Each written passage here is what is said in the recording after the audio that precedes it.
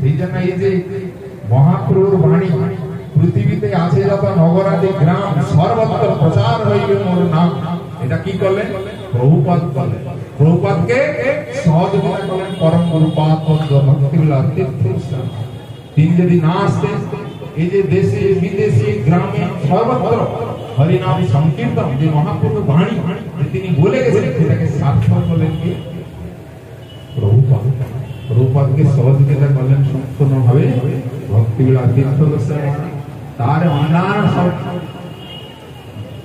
ইয়ে হয়, প্রচার হয়েছে, বহু মঠ মন্দির হয়েছে, বাইরে দেশ বিদেশে প্রচার হয়েছে। প্রভুপাদ আবির্ভূত হলেন পুরী ধামে, আর মহাপ্রভু আবির্ভূত হলেন নদিয়া নবদ্বীপে। 24 বছর থেকে মহাপ্রভু চলে গেলেন নীলাঞ্চলে, আর প্রভুপাদ আবির্ভূত হয়ে কোথায়? নবদ্বীপে ধামে এসে প্রচার করেছেন। মহাপ্রভুর প্রেম বন্যা, ভগবানের নাম সংকীর্তন প্রচার করেন প্রভুপাদ। কত বড় মহান! প্রভুপাদ আবির্ভূত হয় নদিয়া নবদ্বীপে, আর মহাপ্রভু আবির্ভূত হয় নীলাঞ্চল ধামে এসে তার লীলা লীলা।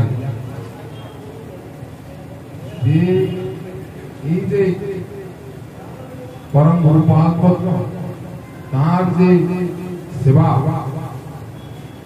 তার যে গুরু নিষ্ঠা, এগুলো হচ্ছে শিক্ষণীয় বিষয়। যে গুরু সেবা, বৈষ্ণব সেবা কে শিখালেন? মহাপ্রভু নিজে। পুরী ধামে যখন ছিলেন, চতুর্মাসে আমাদের ভক্তরা যখন গৌড় মন্ডলে আসতেন, তখন তারা বলতেন যে প্রভু আমাদের কর্তব্য। তিনি এই নির্দেশ দিয়েছেন, বৈষ্ণব সেবা, নাম সংকীর্তন, এই দুই করে পাবে কৃষ্ণ প্রেম। নাম সংকীর্তন আর বৈষ্ণব সেবা ওরা কিছু নেই। এই কলিযুগে ধর্ম হয় নাম সংকীর্তন, এরা রাখতে অবতীর্ণ শ্রী সচিন। বৈষ্ণব সেবা করতে হবে আর নাম সংকীর্তন করতে। নাম সংকীর্তন দ্বারাই ভগবত পাদ পদ্ম লাভ। বৈষ্ণব সেবা না করলে, গুরু বৈষ্ণবকে প্রসন্ন না করলে ভগবানকে কখনো প্রসন্ন করা যেতে পারে না।